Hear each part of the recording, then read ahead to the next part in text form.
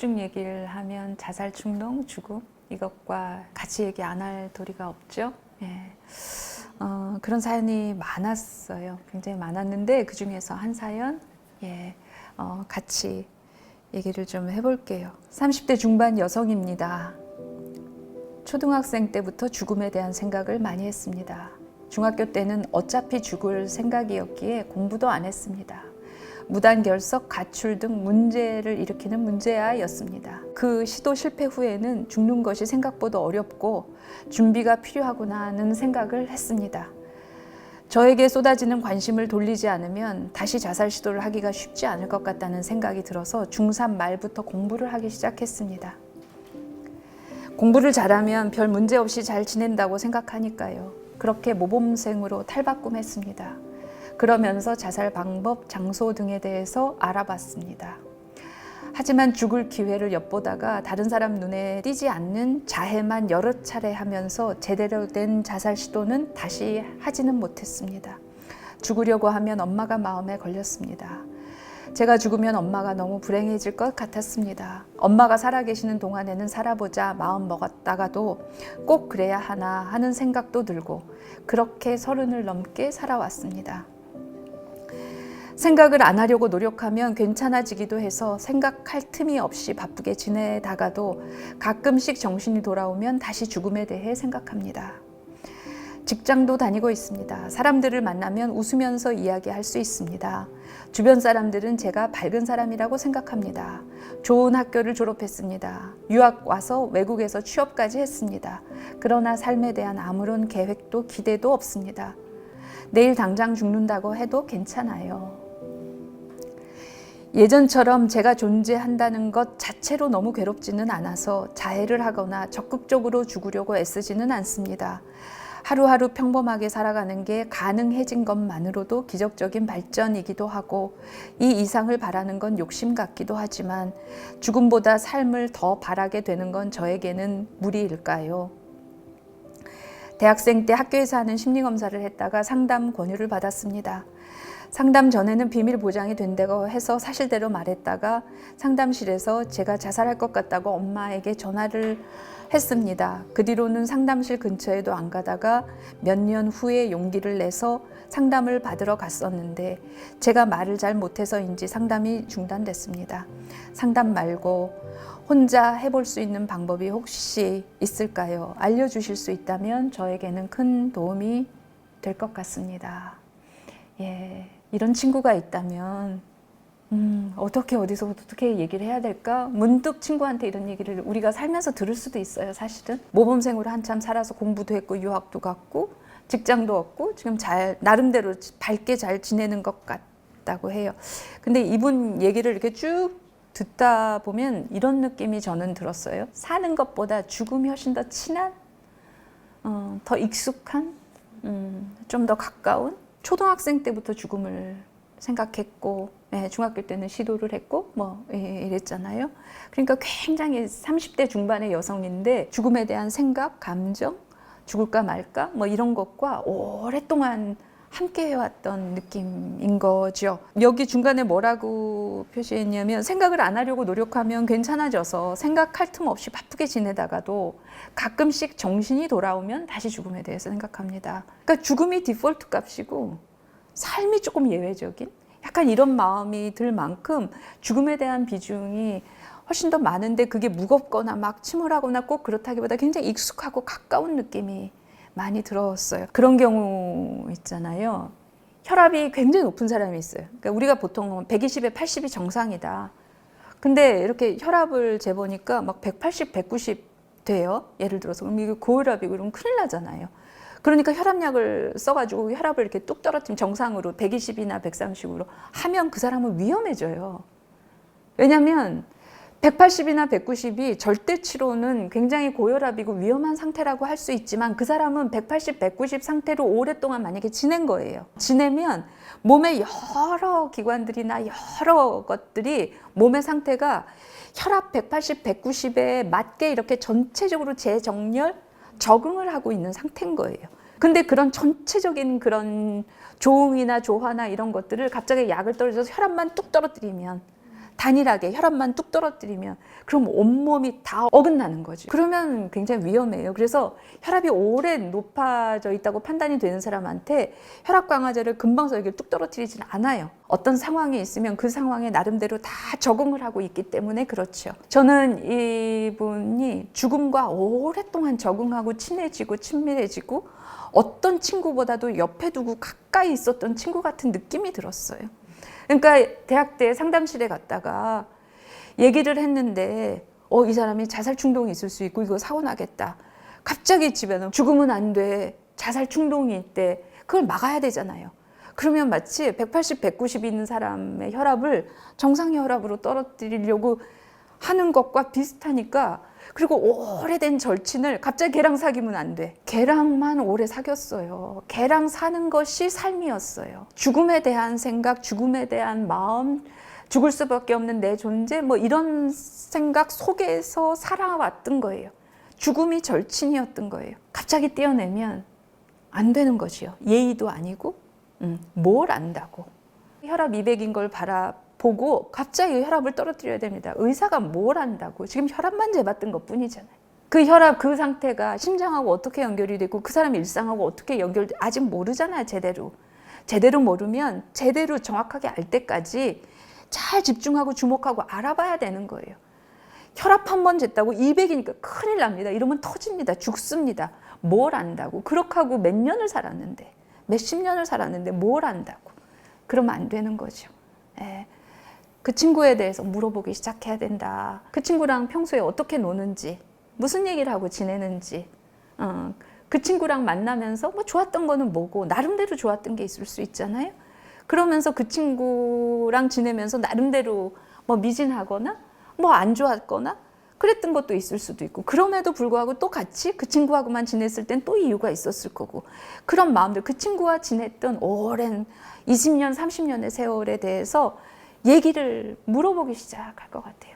아, 그래서 걔랑 그렇게 친했구나. 남들은 다 나쁜 친구라 그랬는데 이런 측면이 있었구나. 그래도 걔랑 그렇게 하고 대화를 하고 살았어서 지금까지 버틴 측면이 있구나. 이런 거 인정할 것이 있으면 인정하고, 그러면서 이 친구랑 어떻게 만나기 시작했는지, 왜 만났는지, 어디서 만났는지 서서히 물어보다 보면 그 얘기로도 갈 것 같아요. 근데 그 얘기로 갈 때까지 시간이 한참 걸릴 수도 있다. 예. 근데 괜찮다. 예. 당신이 옳다라고 얘기하는데 이렇게 죽으려고 하는 사람도 옳습니까? 옳지요. 예. 죽음과 이렇게 오래 살았을 때는 이유가 있는 거예요. 굉장히 특이한 친구를 사귀고 있었지만 그 사람 안에는 그럴 만한 이유가 있었던 거예요. 근데 그 이유가 뭘까? 어떻게 하다 그렇게 그 친구랑 친해졌을까? 그렇게 하면서 삶을 살아온 건데 그거는 뭘까? 예. 당신이 옳다는 것을 전제하면 이야기를 못할 게 없고 겁날 게 없는 거죠. 공부를 한 것도 안전하게 죽을 수 있기 때문에 공부를 한 거예요. 그렇죠? 삶의 모든 동력이 편안하게 내 마음대로 내가 죽으려고 사는 거예요. 그렇죠? 문제아로 무단 가출하고 뭐 문제아되고 공부 안 하고 이럴 때도 어차피 죽을 거니까 공부도 안 하는 거고, 그러다가 자해하고 자살 시도했는데 자꾸 못 죽게 하고 관심이 집중되니까 내가 편안하게 내가 죽고 싶을 때 죽으려고 모범생으로 살기 시작했고 공부도 한 거예요. 모든 동력이 내가 편안하게 죽고 싶은 마음 때문에 그걸 보장받기 위해서 살아오다 보니까 30대 중반이 되도록 사는 거예요. 궁금하잖아요. 어떻게 그런 마음으로 살 수 있는지 우리가 잘 모르면 물어봐야 되는 거죠. 예, 내가 잘 몰라서 그렇지 저 사람이 저럴 땐 이유가 있는 거니까. 예, 죽고 싶은 마음이 가진 사람과 이야기할 수 있는 거.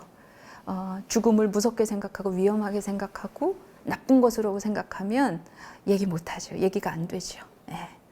그렇게 하면 그 사람을 더 위험하게 만드는 것이죠. 사람이 항상 옳은데 죽고 싶은 사람의 마음도 옳으냐? 옳다. 이유가 있는 것이다. 납득이 안 되면 물어보면 되는 거죠. 예.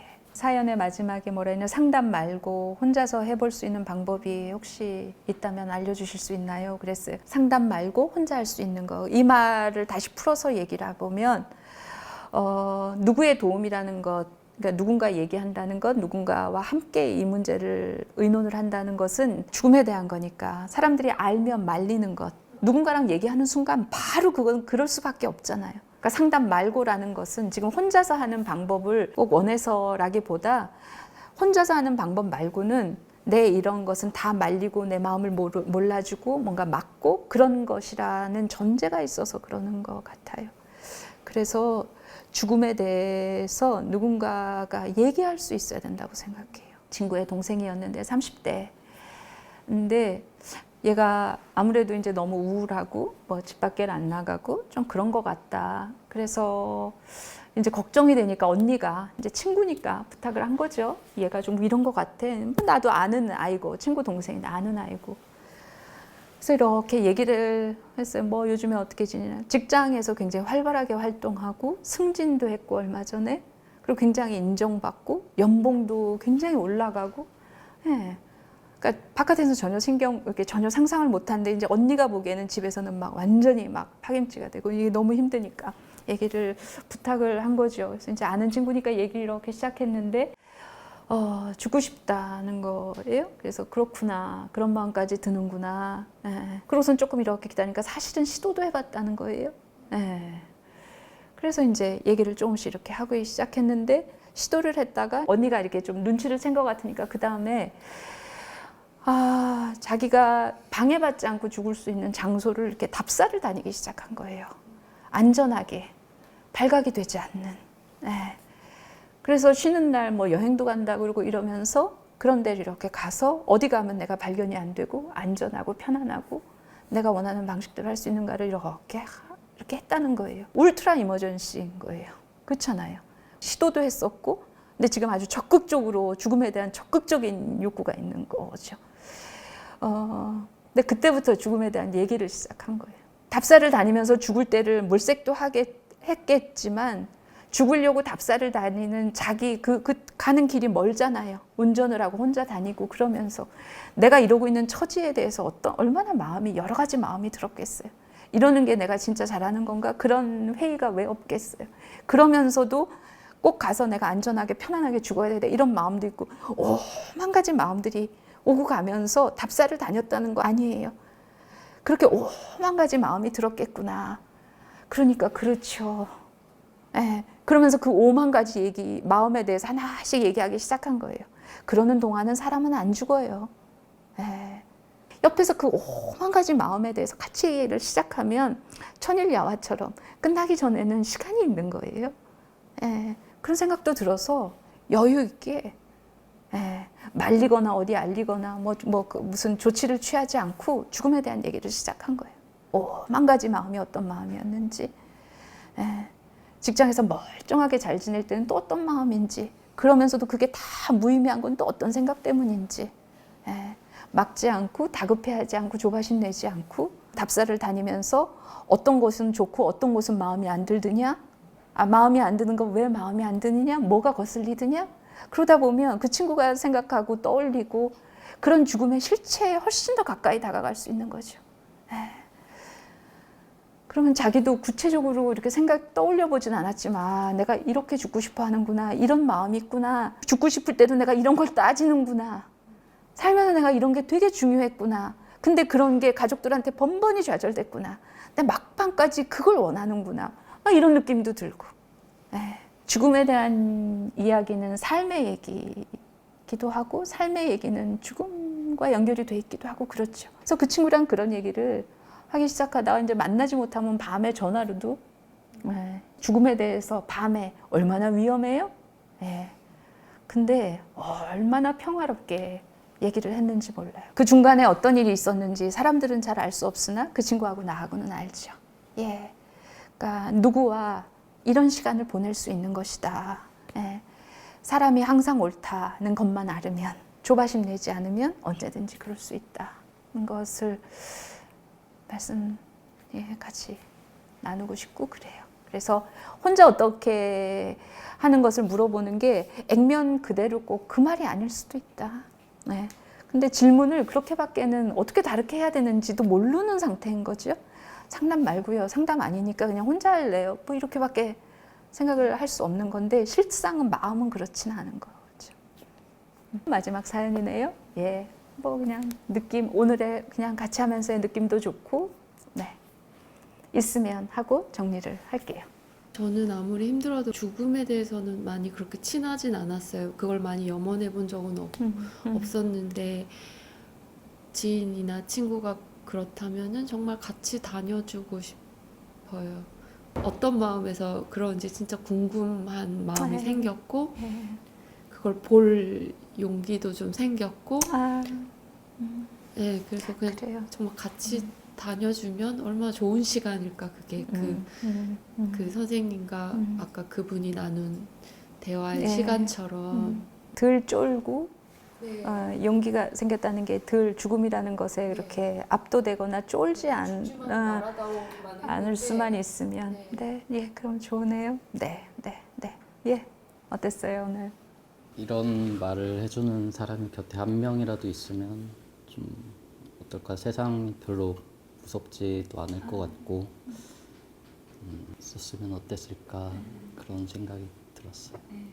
필요할 때마다 유튜브를 다시 틀어보시고 그러면 제가 그 옆에 있을 거고 예, 어느 날 그런 사람이 필요해서 책을 넘기면 당신이 옳다에 제가 옆에서 있을 거고 그 책 속이나 화면 속의 사람이 아니라 오늘 이렇게 봤으니까 그것이 더 실감이 날 거고 내 옆에 있으면 가정법을 썼는데 가정법 쓸 필요 없는 것 같아요. 예, 그렇게 만나자고요.